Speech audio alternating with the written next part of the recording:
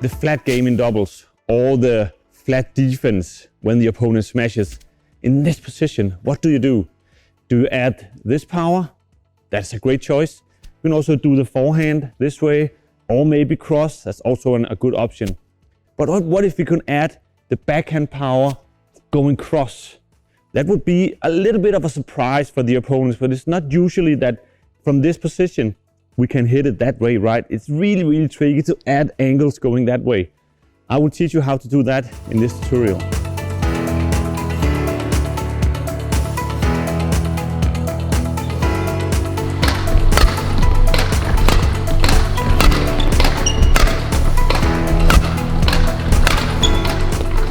Tip number 1, that is the grip. We add the thumb grip.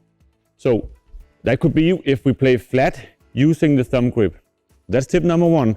Add the thumb grip with loose fingers. That's where we start.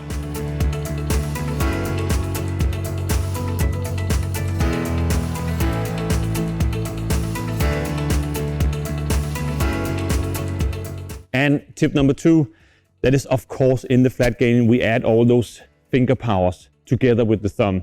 So really add a lot of finger power. So you need to be relaxed in your arm in order for you to, push the grip. If you are tightened already, there's no power left, you can say, to add that finger power. So that is tip number 2.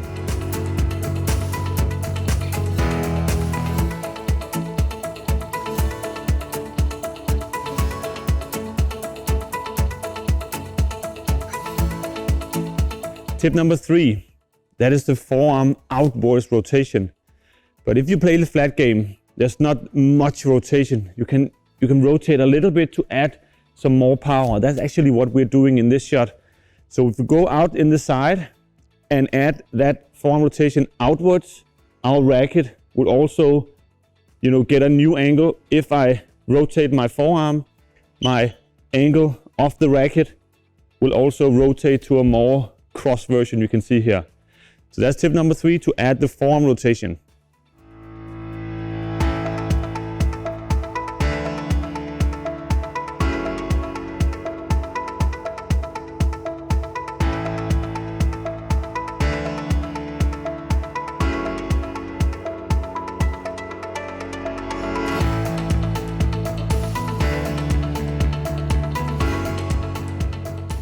And when we are in this position, that goes for tip number 4, we really need to add a lot of power. There's a long way to cover over there, making it go flat.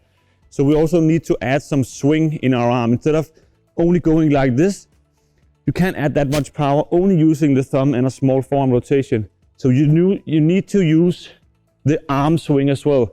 It will be a little bit more slow because you add some more swing power with your arm, but you need that swing in order for you to make it go all the way across. So that's the next tip here, to add some swing together with all the other things. Okay, so I rotate and I swing. That's tip number 4.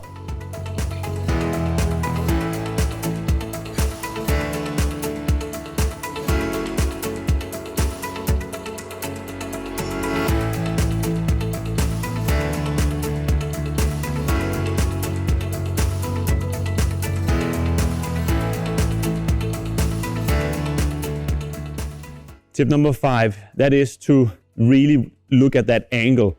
In order for us to hit it from this position going cross, we need to come from the outside and into the shuttle. So with an angle going here and into the shuttle. That means that if the shuttle is in this position, we need to come from this way into the shuttle to make it go cross. So together with the arm swing up here, we go a little bit out and in. Okay, so comes here, out and in. Rotate the angle of the wrist this way, forearm rotation as we talked about before. Add the swing from outside into the shuttle.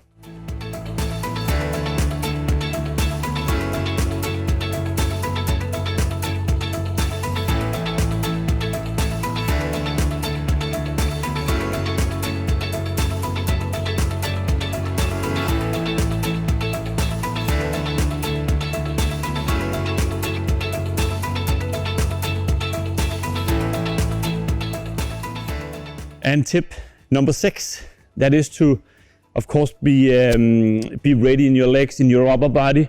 And the tip is to move into the shuttle. Instead of going backwards in a more defensive position, when you stay in this position, go into the shuttle. Okay, really attack that shuttle.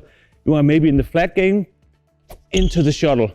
Because in some cases you want to attack the net. Maybe your partner will follow you in the other side, or maybe you will run to the net, covering the net, making your partner go backwards. So instead of only standing like this, that's okay, but really try to be attacking towards the shuttle to put more pressure on the opponents. That's the last tip in this tutorial.